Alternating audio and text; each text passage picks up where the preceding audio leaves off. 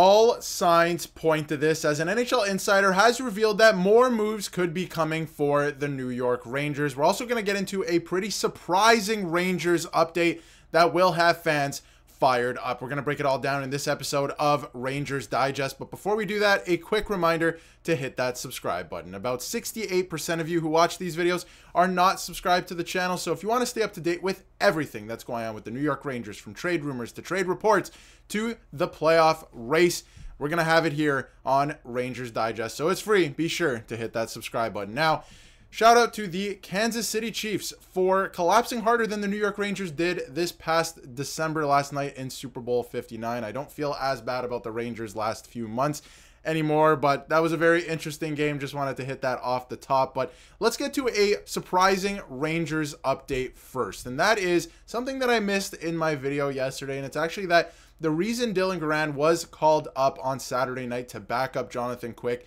is because Igor Shesterkin is going to be out with an upper body injury, an undisclosed upper body injury, and is expected to miss 1 to 2 weeks, according to Molly Walker. Now, Shesterkin is out 1 to 2 weeks. The one thing, a lot of fans were like, oh, this is terrible. And there's a lot of fans that don't even like Shesterkin, right? There's both sides of it. And a lot of fans are like, oh, no, this is terrible. Let's keep in mind that Shesterkin right now is out 1 to 2 weeks.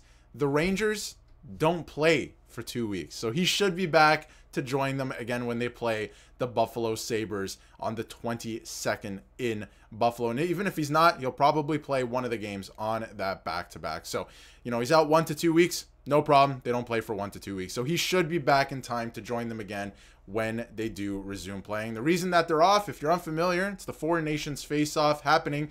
I believe it starts this Wednesday, and we do have some invested interest with a couple Rangers, including Chris Kreider playing for Team USA. So it could get pretty interesting there. But again, Rangers don't play for 2 weeks, so that's all fine. Shesterkin should be back in time, and he should heal up. Obviously, no practices or anything like that, so should be back in time to play Buffalo or Pittsburgh. Not too worried about that. But the news of the day, Elliotte Friedman, he is busy on Mondays, loves to drop his podcast obviously on Mondays and Fridays, and he loves to really drop the brunt of the news on Mondays, I find. So from the 32 Thoughts podcast, Elliotte says some players have been told there is going to be action during the Four Nations break. There is a feeling around the league, and that some teams, that some players won't return to their teams after the break. So some players could have played their last game as a New York Ranger. That's what I'm getting from that. And there are some rumblings about one specific player being traded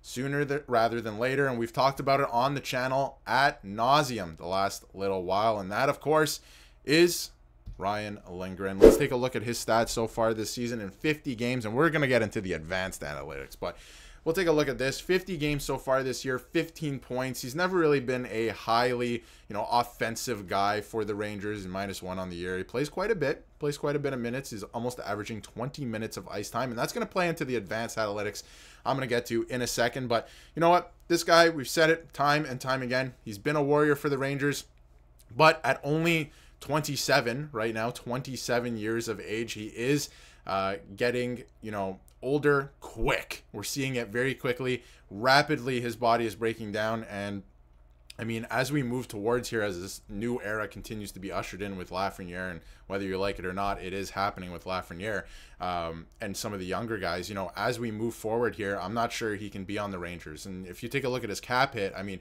it was a brilliant move, honestly, by Chris Drury. I have to say, signing him to a flexible contract like this, where you can definitely move off of him at this year's deadline if things weren't going well, which they haven't for the majority of this season. So obviously things have looked better recently, but with his, the fact that you're not going for a Stanley Cup this year, it doesn't look like that. I mean, you might still make the playoffs, but I don't know if you're a contender this season.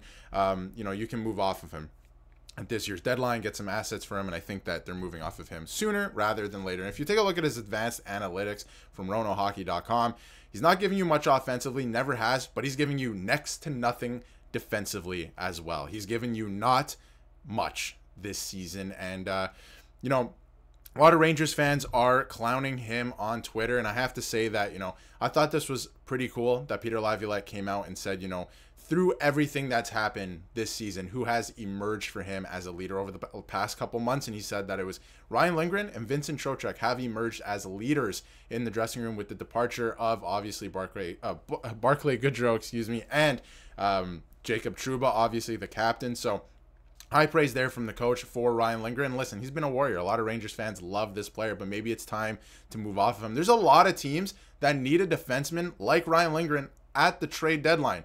Winnipeg Jets, Detroit Red Wings, just to name a few. There are a lot of teams that would be willing to, especially if the Rangers retain salary and get an extra asset back or just something a little bit juicier.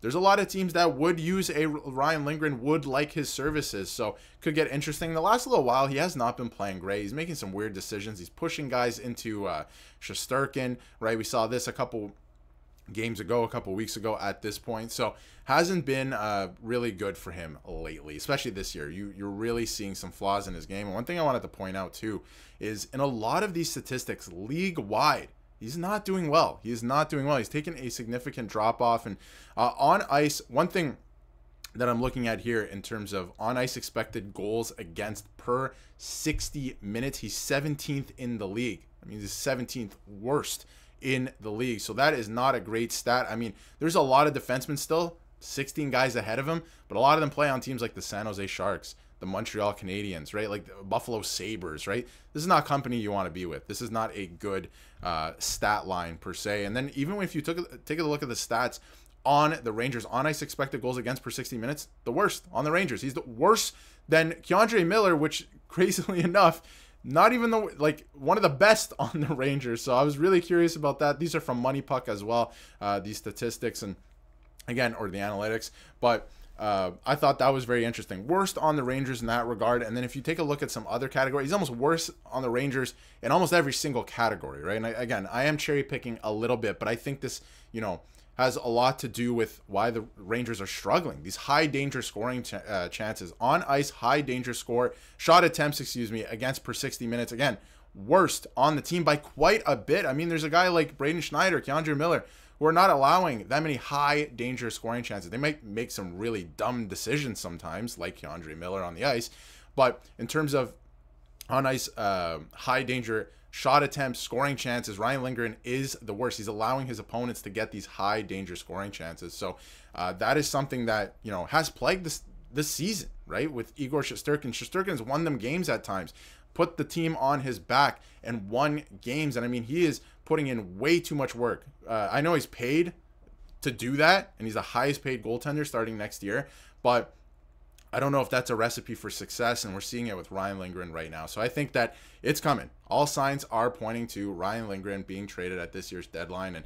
get somebody else in there. Get somebody like, for the time being, Zach Jones. Get him some experience. And I know a lot of people are going to roll their eyes at that, but get a guy like Zach Jones some more experience at the NHL level. You're only going to get better by actually playing. And, they have some guys coming up as well that are left shots from Hartford in the system, right? So that could be an answer moving forward. Maybe you trade for somebody as well, use the assets, and you go trade for somebody who can make a difference right now. So I think Ryan Lindgren, love the player. He's done so many good things with the New York Rangers, but this year I think we're starting to get a look at, starting to tail off last year a little bit. You were seeing some signs.